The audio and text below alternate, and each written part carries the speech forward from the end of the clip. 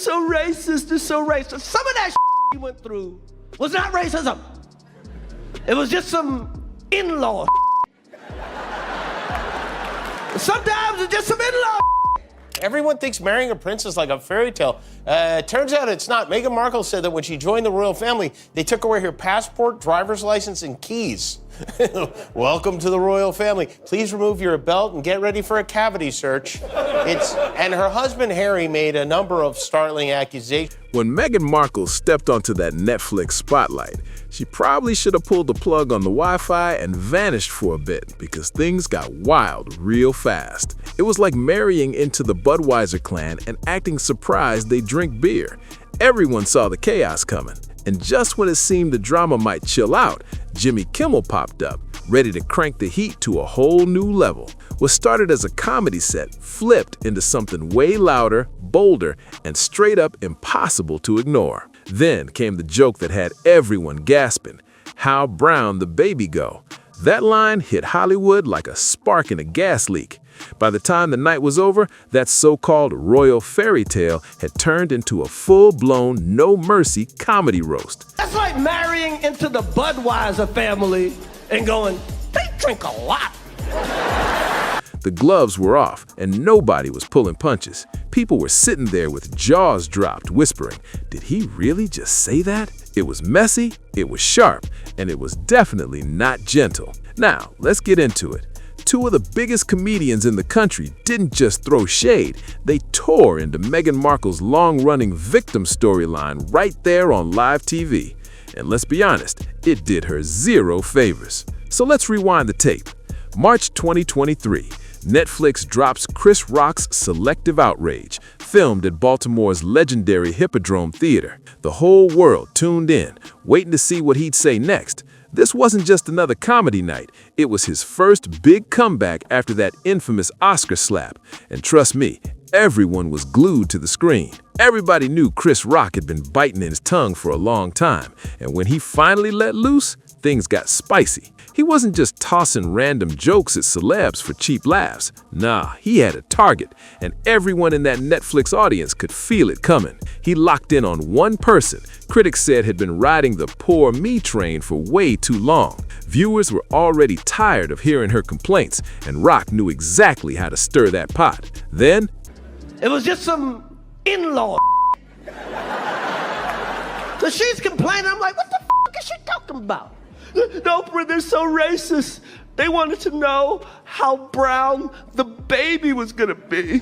They're so racist. They wanted to know how brown the baby's gonna be. I'm like, that's not racist. Cause even black people wanna know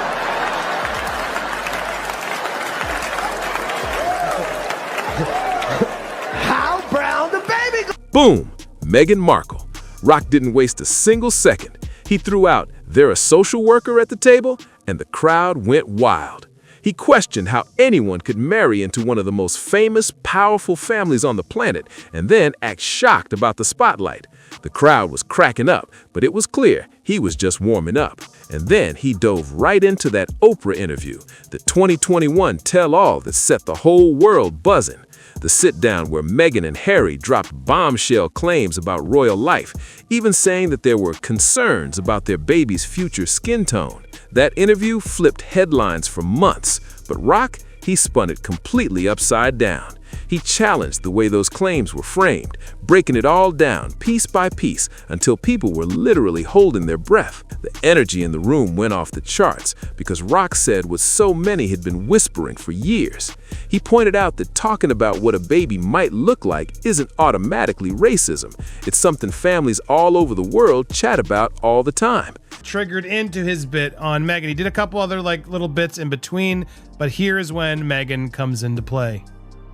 Oh, sorry, it's this clip.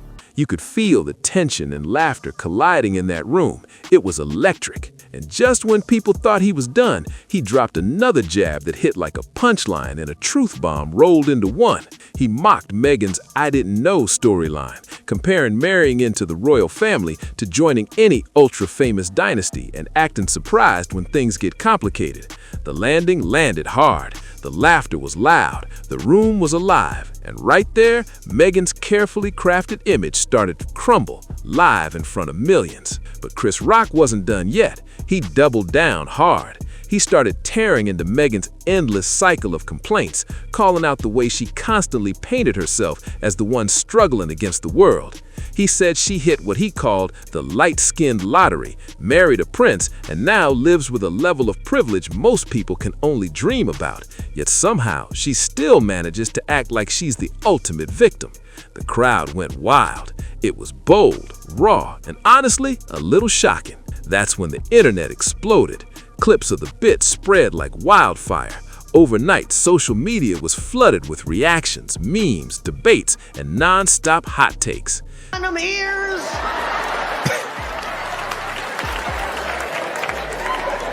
That's a scientific test. Because you got to see what kind of black child you gonna get. Is this a Steph Curry, baby? Or a Draymond Green, baby? And that Draymond baby gonna have a hard life. I know what she going through. I know what Meghan Markle's going through. I know her dilemma. Black girl trying to be accepted by her white in-laws. Oh, it's hard.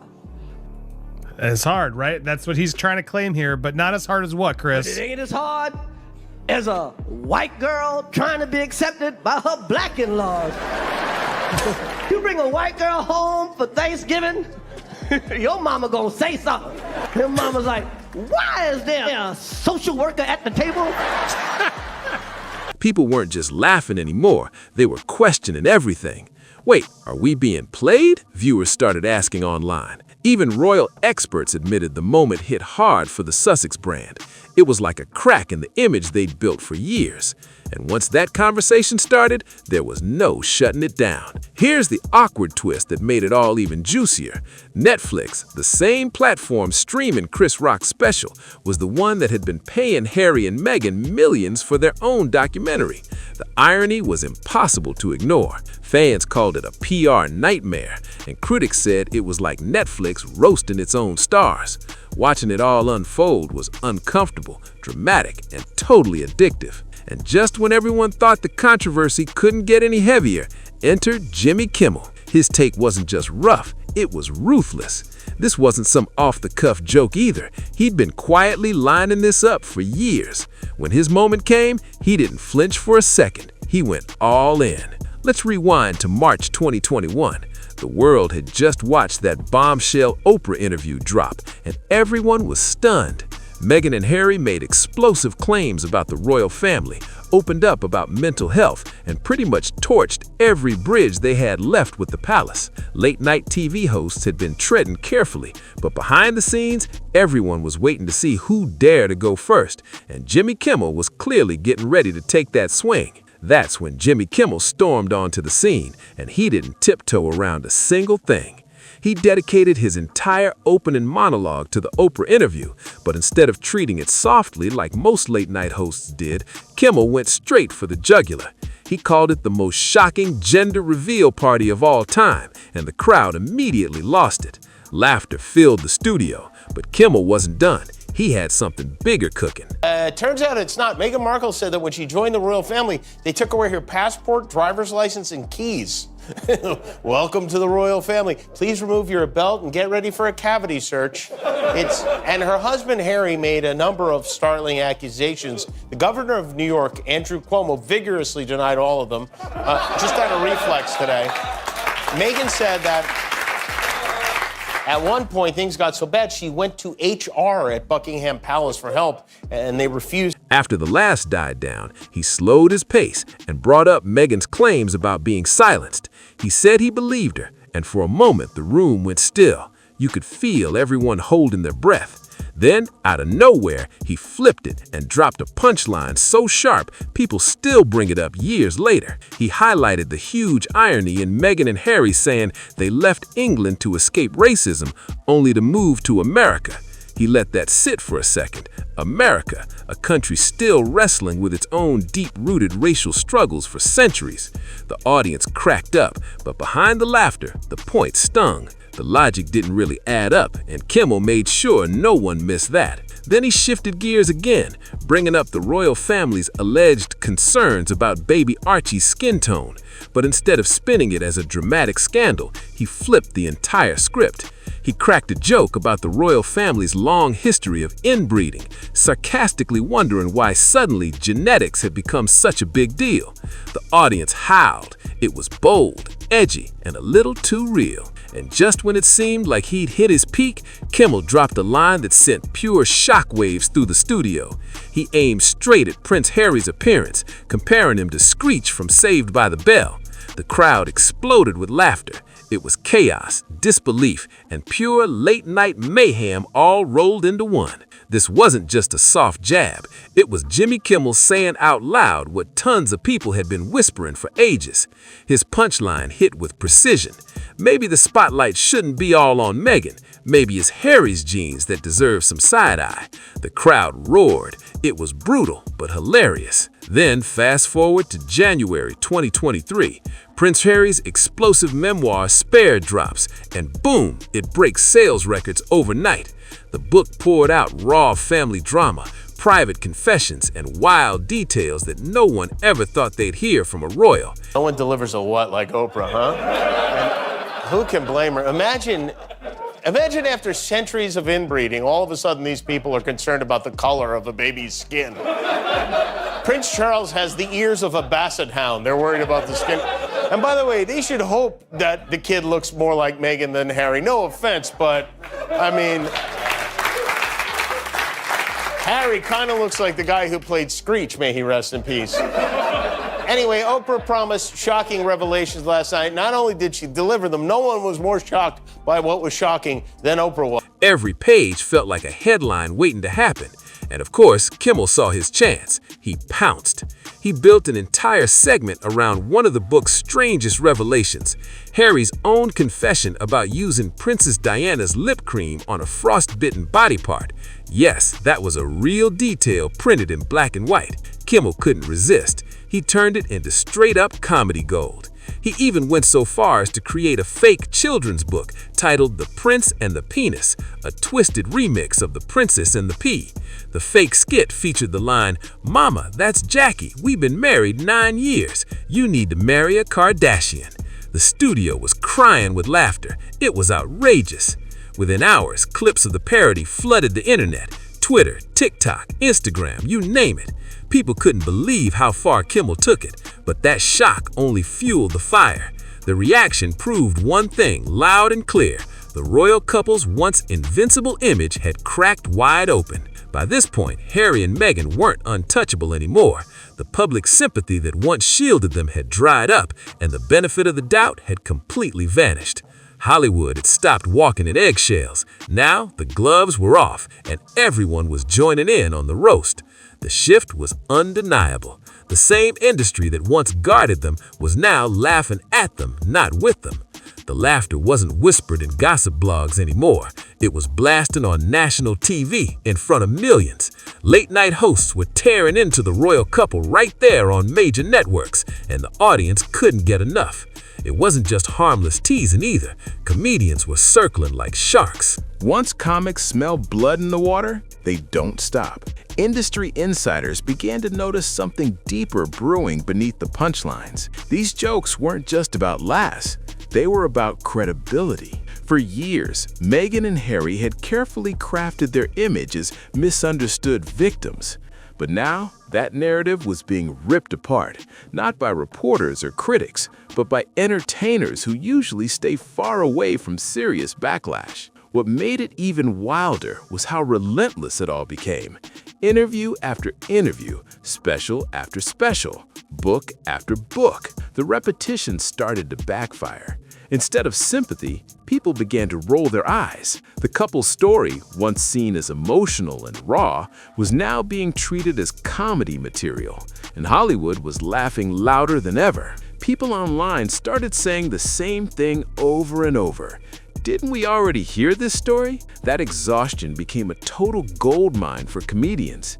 Instead of sympathy, audiences were rolling their eyes. Instead of outrage, people were cracking up. That's a rough place to be when your entire public image depends on being taken seriously. Even talk show hosts who once played it safe began sliding in sly comments, little jokes about wanting privacy right before another public appearance, or mocking how they'd step away from fame while cashing massive media checks. The contradictions were too loud to ignore. And here's the thing, the jokes didn't just appear out of thin air. They worked because people already saw the patterns. Every punchline hit hard because the audience had been feeling it for months. Social media only cranked the volume higher. Clips from late-night shows spread like wildfire, reaching more people in hours than any carefully scripted interview could in weeks. One punchline from a comedian was now louder than a whole Netflix special or royal press statement. What used to be seen as bravery, speaking their truth, opening up, suddenly started getting flipped into overexposure. What once looked like honest storytelling was now being called oversharing. And for comedians, that's like fresh blood in the water. They live for that kind of shift. Behind the scenes, branding experts were whispering that this wasn't just a PR hiccup.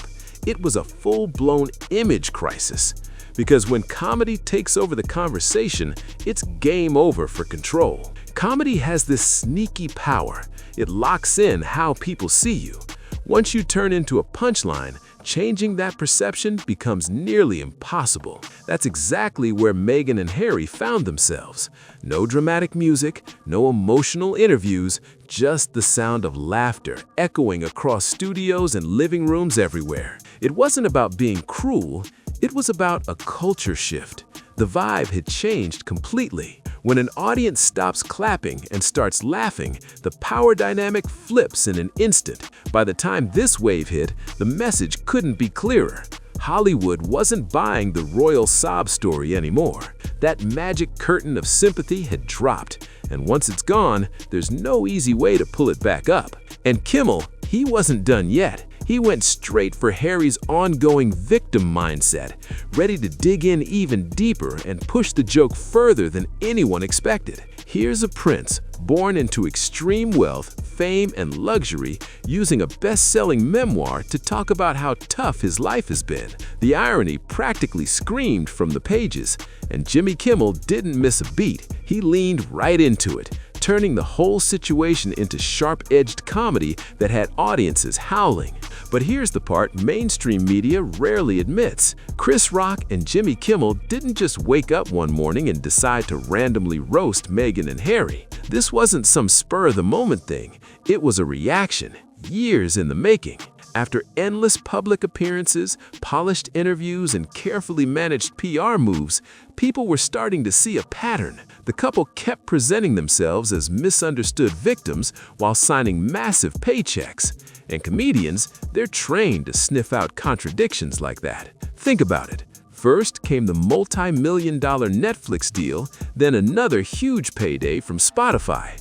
But before long, that Spotify partnership quietly wrapped up, leaving people wondering what really went down. Through it all, Meghan and Harry kept preaching about wanting privacy and peace, while living under brighter spotlights than ever. The irony practically wrote its own jokes. The contradiction got too loud to ignore, and that's when the comedians pounced. Chris Rock's special hit extra hard because it aired right there on Netflix, the same platform paying the Sussexes. That twist gave him a global stage to call out the very people who shared his streaming home. Royal commentators later said it must have stung deeply. Imagine opening your life to a company only to have that same company air jokes tearing apart your story. Kimmel took a different route, but he was just as ruthless. Instead of one big moment and done, he kept circling back, month after month, year after year. He turned their saga into a recurring theme, making sure the world didn't forget. Each jab made the criticism feel more normal, more accepted, like part of the cultural conversation itself. By then, it wasn't just comedy anymore. It was commentary wrapped in punchlines. The message was clear. The public's patience was gone, and Hollywood's sympathy had officially expired. He made it okay to question the royal story without instantly being called hateful or unfair. and that was a huge shift. And here's the kicker. Both Chris Rock and Jimmy Kimmel aren't just random comics, they're powerhouses, two of the most respected, successful entertainers in the game. When they speak, millions pay attention. So when both of them, separately, started calling out the same contradictions in Meghan and Harry's public image, it wasn't just coincidence, it was a signal. The impact from those comedy moments couldn't be brushed off. Right after Rock's Netflix special aired, public opinion started changing fast. Polls showed their popularity dropping, especially in the US, the very place that once embraced them the most. People began looking back at everything, the claims, the constant interviews, the repeated talk about privacy while still chasing the spotlight. The victim story just didn't add up anymore, and audiences began to see through the act. Comedy has a power that news stories rarely matches. It says what people are already thinking but are too cautious to say out loud. Rock and Kimmel used that perfectly. They didn't need long essays or emotional documentaries to make their point. They just dropped one-liners, clever punchlines, and let the audience connect the dots. And oh, they did. Social media blew up. Clips were everywhere. Instead of outrage, there was laughter and even relief. People were saying things like, "Finally, someone said it." For years, many had quietly noticed the contradictions, but were too afraid to speak up. Rock and Kimmel broke that silence, and once that wall cracked, it never got rebuilt. And here's what made it even more telling. Nothing really bad happened to them afterwards. There were no huge backlash campaigns, no big demands for apologies, no calls to cancel their shows. Why? Because their jokes landed with the majority. People agreed. That's how you know a public figure has truly lost control of their narrative, when comedians can roast you on national television and instead of defending you, the crowd cheers. At that point, the story isn't yours anymore. It belongs to the public. And when laughter replaces sympathy, the game changes completely. The royal fairy tale had flipped into a punchline, and the world wasn't buying the old narrative any longer. So what's the real takeaway? Simple. No one can play the victim forever, especially when the actions don't match the words. Once people stop believing, even a palace can't rebuild that image. You can't tell the world you want privacy while signing multi-million-dollar deals for documentaries and memoirs. It just doesn't add up. You can't ask for endless sympathy while putting every single detail of your life on display for the cameras. Eventually, the world catches on and starts connecting the dots. Chris Rock and Jimmy Kimmel did what great comedians always do. They held up a mirror and said, "Look closely." And when people looked, the fairy tale vanished. Meghan Markle didn't look like the Hollywood success story who joined the royal family anymore. She looked like a walking warning sign. Thanks to Chris Rock and Jimmy Kimmel's comedy spotlight, millions of viewers finally saw the cracks in that carefully built narrative. From that point on, Meghan and Harry weren't controlling the punchline anymore. The comedians were. But what happened next might be the most telling twist in this whole saga. Instead of stepping back or switching up their strategy, Meghan and Harry doubled down. More appearances, more interviews, more public statements, all while insisting they wanted distance from the spotlight. It was the same playbook, just louder, and people were starting to lose patience fast. Each new project started feeling like deja vu. Same message, different packaging. What once came off as heartfelt began to sound like a rehearsed routine. The audience wasn't feeling empathy anymore. They were feeling exhaustion. That's when the backlash took a darker turn. It morphed into indifference, and that's way more dangerous than criticism. Late-night jokes started pulling bigger reactions than official interviews. Comedy clips went viral while polished press releases barely made a ripple. Every cycle looked the same. Announcement, interview, backlash, response, repeat. It became a pattern everyone could predict before it even happened. Audiences caught on quickly, and once that happens, there's no mystery left, just fatigue. What was once a story about courage and breaking tradition turned into a routine that even the audience could recite. By this stage, the royal couple's story wasn't sparking sympathy, it was sparking punchlines.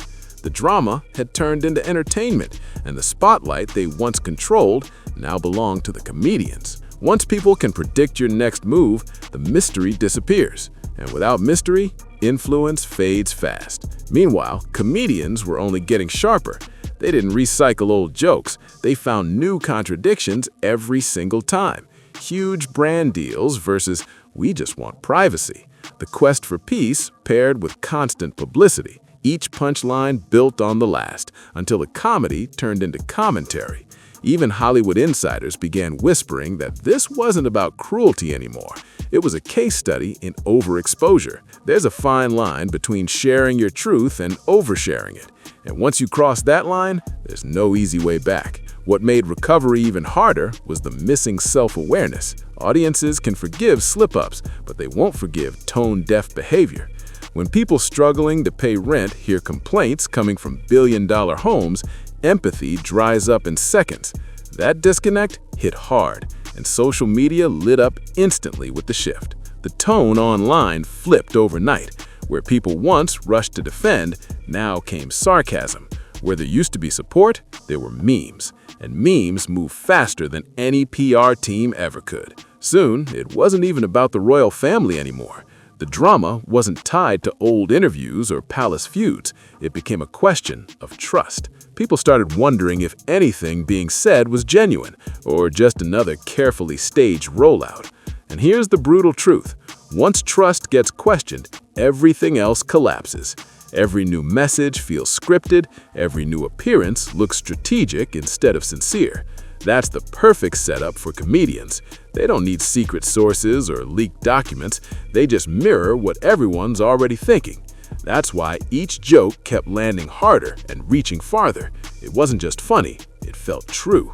By this stage, the power dynamic had completely flipped. Meghan and Harry weren't leading the narrative anymore. The public was, and comedians like Rock and Kimmel were simply echoing what people already felt deep down.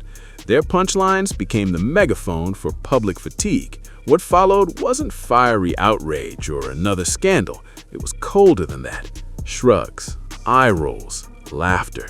And in the world of fame, that is the kiss of death. Once people stop arguing about you and just start laughing, your control over the story is gone for good. Every move suddenly feeds the joke. Stay silent, you look suspicious. Speak out, you look defensive. Either way, the spotlight stays harsh and unforgiving. That's the consequence no one warned celebrities about. Not being criticized, but being mocked. When the laughter is louder than your message, there's no recovering that credibility. The fairy tale didn't end with a scandal or a single interview. It ended quietly over time through repetition, contradiction, and exhaustion. By the time everyone realized it, the audience had already moved on. The royal story that once captivated millions had turned into a comedy sketch. And the most brutal part? The final punchline wasn't spoken on a stage. It was written by public indifference. By the time the laughter faded into the background, something even more powerful had taken its place. Silence. Not the kind that comes from respect, but the kind that comes from boredom. Meghan and Harry had officially hit the point where the world stopped reacting. No outrage, no defense, just a collective shrug. And in Hollywood, that's the worst sound you can hear. It wasn't that people hated them, they just didn't care anymore. The couple that once dominated headlines now struggled to make waves even with major announcements. Every new project, whether it was a podcast, a speech, or a charity appearance, felt like déjà vu. The story had been told so many times that even their biggest supporters couldn't tell what was new and what was recycled. Attention had shifted, and the spotlight they once commanded so effortlessly had dimmed. Meanwhile, the comedians didn't need to keep swinging because the damage was already done. The jokes from Rock and Kimmel had planted an idea in the public mind that couldn't be undone. That Meghan and Harry weren't victims, they were performers caught in their own show. And once people start to believe that, every move looks like a script. Even moments meant to feel authentic suddenly read as publicity stunts. What really twisted the knife was how fast the cultural focus moved on. The same media that once hyped their every word now found new obsessions, different scandals, fresh faces, newer drama. The Sussexes had lost their monopoly on attention, and in today's digital world, that's like losing oxygen. Online, their names stopped trending for the right reasons. Mentions turned sarcastic, memes replaced sympathy, and public fascination turned into background noise. Inside the entertainment world, that shift became its own kind of warning. Publicists started using the Sussex story as a quiet lesson in what not to do. Overexpose, overexplain, overextend. Because once you cross that line, you can't go back to mystery. You can't go back to intrigue. Audiences crave authenticity, but they also crave unpredictability. And the one thing Meghan and Harry had lost was the element of surprise. Even their biggest defenders struggled to spin it. Some argued that the couple's transparency was brave. Others said it was just bad strategy. But the public had made up its mind, and comedy had sealed it with laughter. The narrative was no longer Harry and Meghan versus the royals. It was Harry and Meghan versus themselves. And here's the real twist.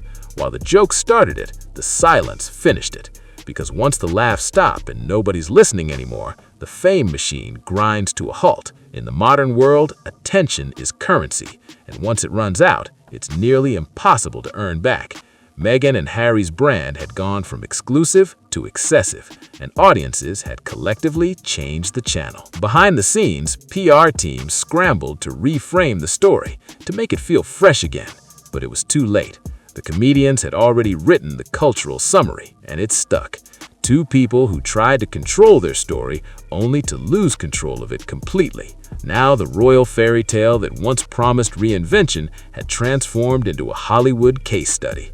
A story about timing, perception, and how quickly admiration can flip into amusement. And the most ironic part, the couple who tried to escape the royal spotlight ended up creating an even brighter. And this time, they weren't the heroes. They were the headline joke everyone already knew by heart. As the noise faded and the headlines cooled, something strange started happening.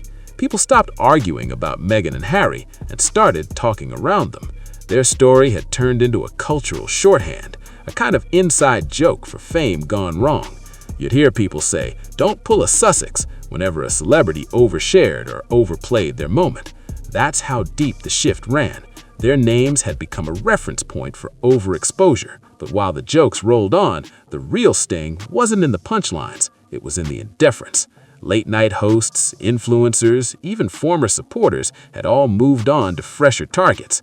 When the cameras turned away, the silence that followed was louder than any scandal they'd faced. In Hollywood, attention is the heartbeat, and theirs had flatlined. Behind closed doors, there were quiet talks about what went wrong. PR experts dissected every move. The endless interviews, the heavy messaging, the desperate need to explain. Each one had chipped away at the mystery that once made the couple magnetic. They'd turned a fairy tale into a reality show, and the world had decided the season finale had already aired. Meanwhile, comedians didn't need to keep joking because the story had become its own satire. Social media users made their own memes, TikToks, and edits, turning royal drama into running entertainment. The couple's every quote was remixed, reworded, and reposted until it no longer carried emotion, just irony. The power dynamic had completely flipped. The storytellers had become the story. And the deeper problem wasn't hate, it was fatigue. When audiences stop reacting, you can't win them back with more content. The couple kept trying to control the narrative through new projects, but every attempt felt like another echo of what people had already heard. You can only cry misunderstood so many times before the crowd stops listening. The online crowd didn't need late-night monologues anymore. They became their own comedians. Every photo, every headline, every quote sparked a flood of sarcastic replies and clever edits. That's the danger of losing control of your image. Once the audience becomes the entertainer, there's no getting that power back. Even brand partners started backing away quietly. Nobody wanted to tie themselves to a name that had become internet shorthand for inconsistency. The same networks that once begged for exclusives were now filling those spots with fresher, less complicated faces. The machine that once built them up was now busy finding the next story. And maybe that's the final irony. The couple who once wanted to take control of their narrative had ended up proving how little control anyone really has once the public turns the story into entertainment. Their legacy, at least for now, wasn't royal or rebellious. It was relatable in the harshest way, a reminder that attention can turn into mockery overnight. By this point, Meghan and Harry's tale wasn't just a royal drama. It was a cautionary legend told through memes, jokes, and silence. And the punchline wasn't cruel, it was clear. In a world that never stops watching, the moment you start over-explaining yourself, you've already lost the room. And that's just the tip of the drama iceberg. The story might have cooled off, but the lessons and the tea are still boiling hot. If you're hooked on breakdowns like this, make sure you hit that subscribe button right now. Don't miss the next wild twist, the next jaw-drop moment, or the next time Hollywood flips the script again. Tap subscribe, drop a comment, and stay locked in, because the next chapter's about to get even crazier.